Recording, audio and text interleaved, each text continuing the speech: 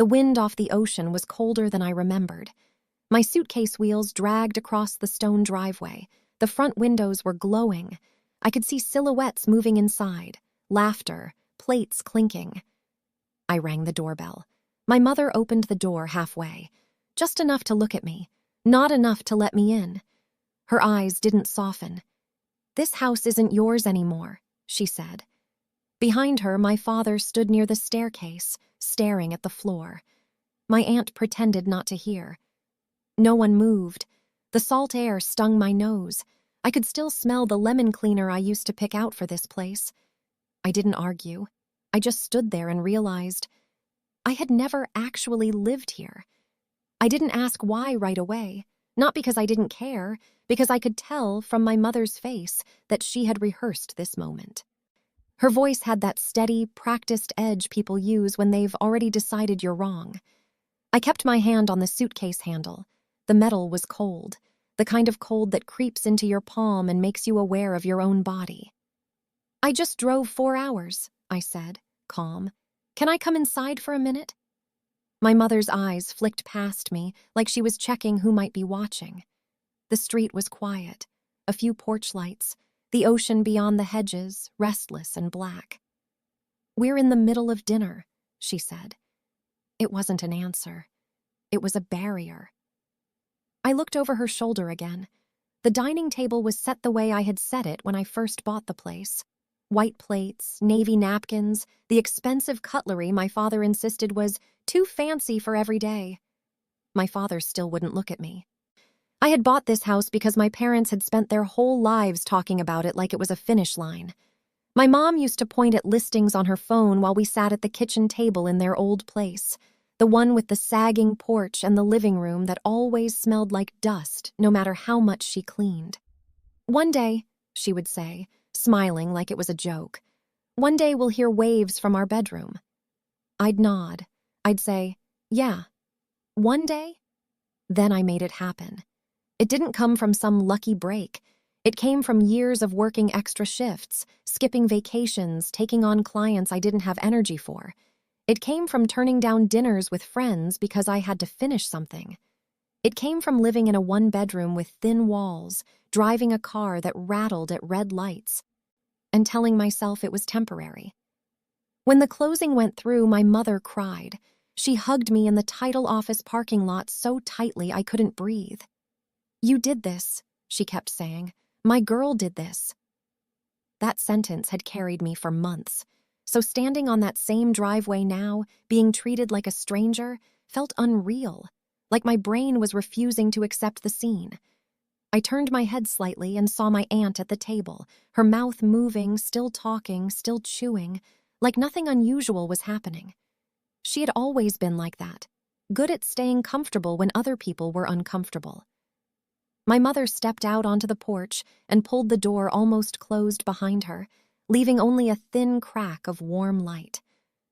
"Let's not do this here," she said. "Do what?" I asked. Her jaw tightened. "You know exactly what," she said, and then her tone softened in a way that didn't reach her eyes. "You've been acting like you own this place." I blinked once. "I do," I said quietly. "I paid for it." My mother's expression didn't change. "That was a gift," she replied. "A gift. Like the years of sacrifice were a ribbon she could cut off and throw away, like the paperwork didn't exist, like the mortgage statements weren't in my name, like the money had fallen from the sky." "You're not going to stand here and embarrass us," she added, lowering her voice. "Not in this neighborhood." That's when it hit me. This wasn't about the house. It was about appearance, about control, about my mother feeling like I had become too visible in a space where she wanted to be the one seen. I looked at my father again. He finally lifted his eyes, just for a second, and then dropped them. It was such a small movement, but it cut, because it was a choice. He could have said my name.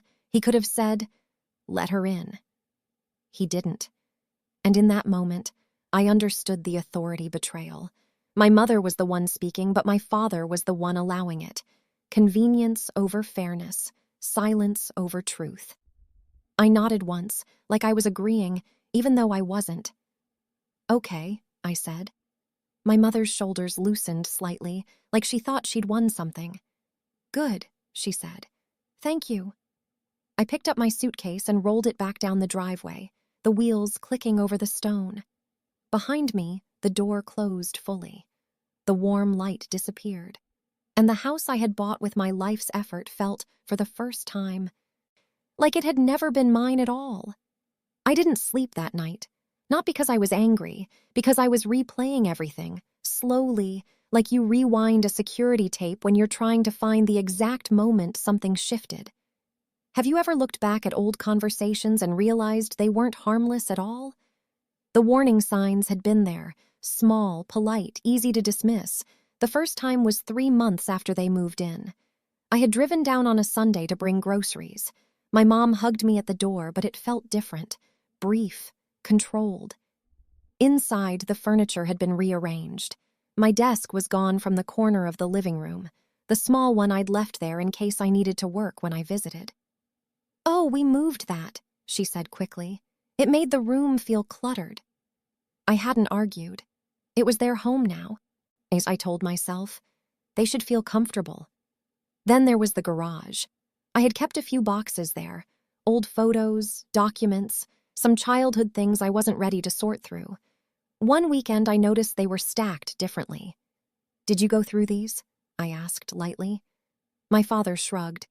"Just making space. You don't need all this stuff." I laughed it off, but something inside me tightened. Then came the neighbors. One afternoon I was outside watering the plants when a woman from across the street walked over. "You must be the daughter," she said warmly. I smiled. "Yeah, I bought this place for my parents." She tilted her head slightly. "Oh," she said. "Your mom told us she and your dad downsized from the city, said it was their retirement reward." The way she said it wasn't accusing, just factual, but I felt it. That quiet erasure. I didn't confront my mom about it. I told myself she probably didn't want to get into details. Maybe she didn't want to feel like she owed anyone an explanation. Still, the pattern was forming. At dinner one night, my uncle joked, "It must be nice having kids who take care of you." My mother smiled tightly. "We worked hard for what we have," she replied. I remember pausing mid-bite. Worked hard, for what we have. The words were technically true. They had worked hard all their lives. But this house? It had my overtime in it. My missed birthdays, my declined invitations, my loneliness. And each time she said "we," I felt myself getting smaller. Have you ever felt yourself fading out of your own story? There were other things, mail addressed only to them. The property tax statement forwarded to their email for convenience. Conversations about renovations that I heard about after they'd already been decided. "It's easier if we just handle it," my father said once. "You're busy." Busy. That word became a shield. Busy meant excluded. Busy meant unnecessary. Busy meant they were slowly building a version of life where I wasn't central anymore. And I let it happen. Because I thought that was what love looked like. Stepping back. Not making it about me. Being grateful they were happy, but happiness shouldn't require invisibility. By the time I stood on that porch with my suitcase, I realized the lock wasn't sudden. It had been building for months, every rearranged room, every altered story, every softened correction. They weren't pushing me out loudly. They were erasing me quietly, and I had been polite enough not to notice. That night in the hotel room down the coast, I opened my laptop. Not to cry, not to call, to look at documents, because something inside me had shifted. And once you see a pattern clearly, you can't unsee it. The clarity didn't arrive all at once. It came in pieces, like puzzle parts I had ignored because the picture was too painful to finish. 2 weeks after I was locked out, I drove back during the day. I didn't tell them I was coming. I wanted to see the house in the light. From the street, it looked the same. White trim, blue shutters, the ocean in the distance. But when I pulled into the driveway, there was a new sign near the gate. "Private property." It hadn't been there before. I stood there longer than I meant to. Private property. Almost 2 words, both legally correct, both suddenly heavy. Have you ever felt the language around you change before the behavior does? I knocked. My father opened the door. He didn't invite me in. "We need to talk," I said. He sighed, already tired of a conversation that hadn't started. "About what?" "The house," I said, calm, steady. He crossed his arms. "It's our home." The shift was subtle. Not the house, not the place. Our home. "And I paid for it," I said quietly. He didn't argue that. Instead, he stepped aside just enough to block the doorway more firmly. "You gave it to us," he replied. "That was your choice." I felt something in my chest loosen. Not break, loosen. Because there it was. The rewrite. I hadn't given it to them. I had bought it. In my name. With my credit. With my future tied to it. But in their version, it had become a gift. A story they could reshape. My mother appeared behind him. "We didn't ask for this drama," she said. "We just want peace." Peace. I almost smiled. Because peace to them meant I stayed silent. It meant I visited politely. It meant I pretended the mortgage didn't exist, that the tax filings weren't still tied to my income, that the insurance paperwork didn't list me as the sole owner, that the bank statements didn't arrive in my email every month. They weren't just locking me out emotionally, they were stepping into something that still legally belonged to me, and acting like I was the inconvenience. That was the moment the pattern became undeniable. It wasn't about gratitude. It wasn't about pride. It was about control. They had accepted my sacrifice as long as it elevated them. But the second my presence complicated the narrative, I became disposable again. Just like when I was younger, just like when they told me I was too sensitive, just like when my needs were labeled dramatic. The house was just bigger, more expensive, more visible, but the dynamic was identical. I didn't raise my voice. I didn't argue about history. I just asked one question. "Did you ever plan to tell me you changed the locks?" My mother looked away. My father shrugged. "We assumed you'd understand." Understand what? That I had paid for my own removal? That generosity meant surrender? That love required erasure? I nodded slowly. Not in agreement, in acknowledgement, because arguing with people who rewrite reality is exhausting. And I was done being exhausted. I turned and walked back to my car. They didn't follow. They didn't call my name. They let me leave. And as I drove away, I realized something quietly terrifying. They truly believed I wouldn't do anything, that I would protect their comfort the way I always had. They were counting on my silence, and for the first time in my life, I wasn't planning to give it to them. The next morning, I didn't call them. I called the bank. Not in anger, not in panic, just calm. I asked for a copy of every document tied to the property: mortgage agreement, title deed, insurance, payment history, property tax filings. The woman on the phone spoke in a soft, routine voice, the kind that doesn't react to emotion. "Yes, ma'am. The property is solely under your name." Solely. There it was again. A word heavier than it sounded. When I hung up, I sat at my kitchen table for a long time. The sunlight was coming in through the window. My coffee had gone cold. I wasn't thinking about revenge. I was thinking about numbers, monthly payments, insurance liability, legal exposure. What would happen if someone slipped on the driveway? What would happen if they refinanced without my knowledge? What would happen if I kept pretending this was emotional instead of financial? Have you ever noticed how quickly love gets complicated once paperwork is involved? I scheduled a consultation with a real estate attorney that afternoon. He was quiet, gray suit, clean desk. He didn't ask about feelings. He asked about documents. When I told him my parents were living in the home, he paused. "Do you have a lease agreement in place?" "No." "See, are they paying rent?" "No." "Utilities in their name?" "Some." He leaned back. "Legally, you are fully liable, financially and legally, but they are occupants. That complicates removal." Removal. Such a cold word. It echoed differently than family. I nodded. "What are my options?" He listed them. Calmly, formal notice, renegotiation agreement, transfer of ownership if I chose to sign it over, or liquidation, sell the property, distribute proceeds accordingly. I didn't flinch, not outwardly, because for years I had made decisions based on emotion. This time I let logic sit at the table. I went home and opened my laptop. I reviewed every payment I had made, every transfer, every signed document.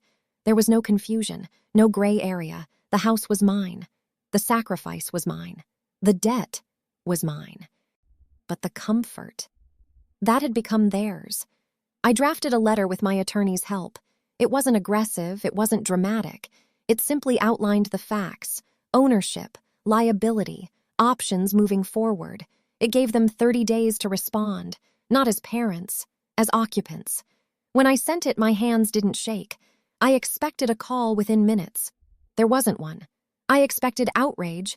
There wasn't any. Just silence. A week passed, then 2.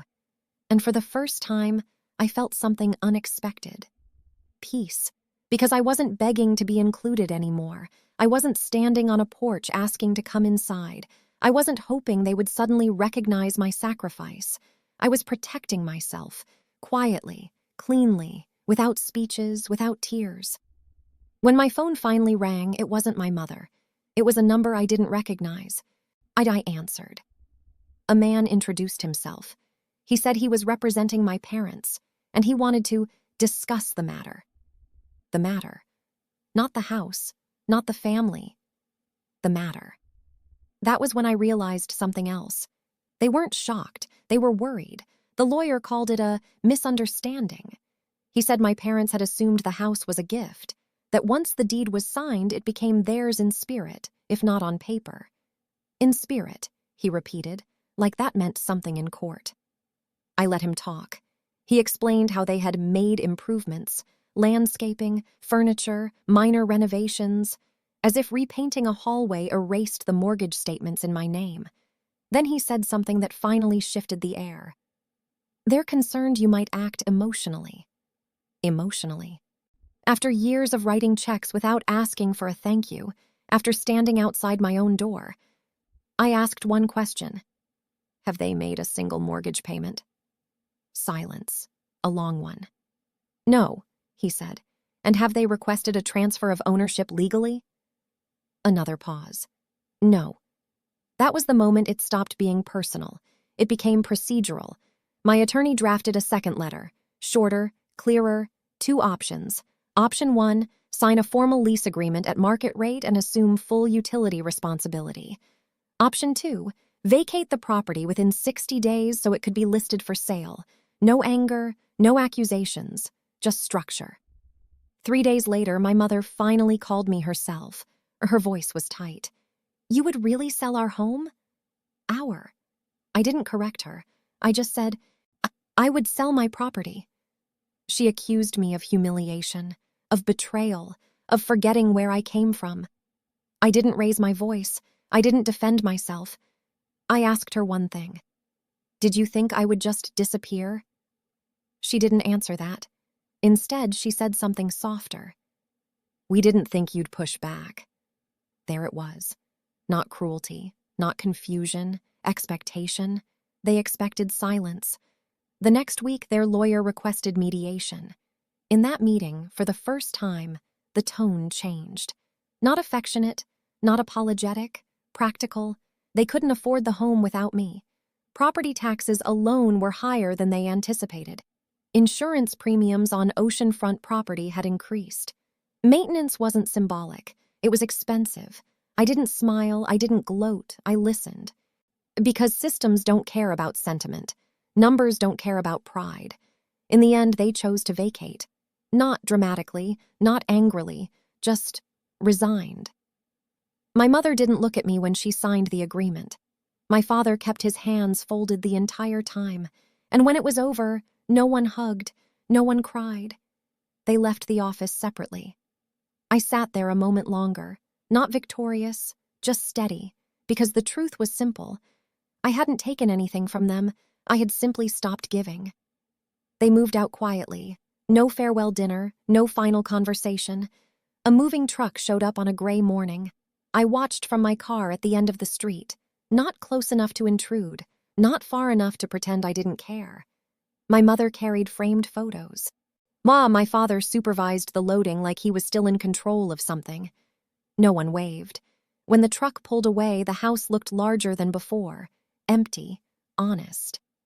I walked through it that afternoon with the realtor. The lemon cleaner smell was gone.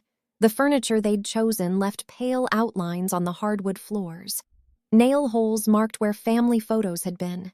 Family. The word felt different now.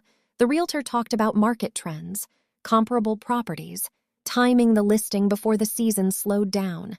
I nodded, signed paperwork, approved staging. Everything felt administrative. 3 weeks later, the house went under contract.